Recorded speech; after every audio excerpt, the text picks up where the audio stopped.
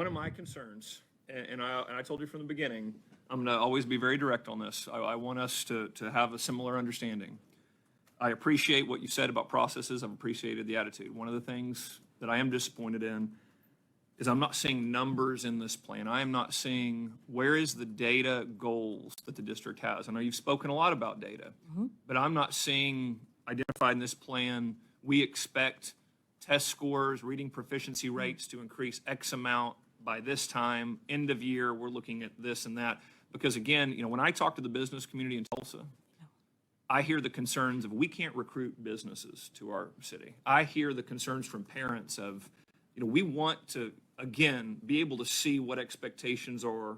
And when I talk to just folks around the state, that's something we're laser focused on is what are the metrics that we can look at. And again, if we're not meeting those metrics, we can take a drastic course of action to then shift to try to meet them by the next quarter, next month.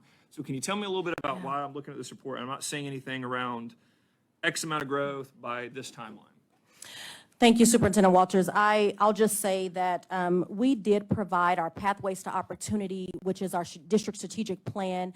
There's not the graphs that you're referring to in that plan, but it does actually outline what we report out to our board, our local board, on a very consistent basis regarding our level of progress in the areas of literacy and the areas of post-secondary readiness and a few other areas that you'll see on our district strategic plan.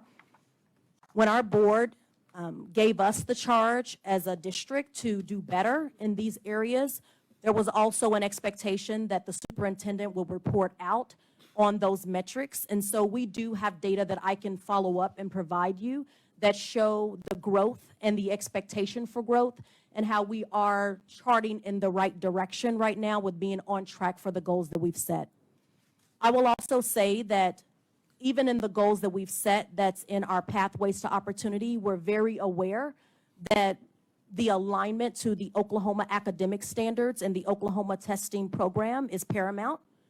We have visited with our teams. We have ensured that our materials are aligned to Oklahoma academic standards so that when our students take the OSTP assessment in April, they are properly prepared and ready for that assessment.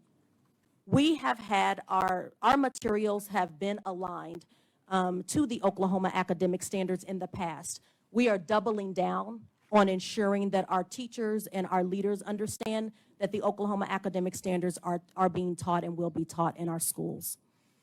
In addition, we know that sometimes students get testing fatigue. We have the MAP assessment that's given at the beginning of the year. We have the mid-year MAP assessment that's given to our students. We've made the decision to alter our school calendar with testing to move the OSTP as our third assessment that we give our students, and then the very last assessment will be their last MAP assessment.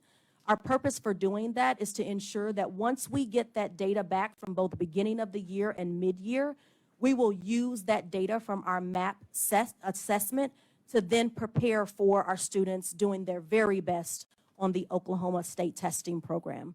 So I just wanted to make sure you knew that there are things that we do have in place and that we are doing. I'll also say that it goes back to transparency around how we're doing as a district. It'll be very important that those constituents that are reaching out to you, they have a more clearer picture of the progress that we are making from day to day.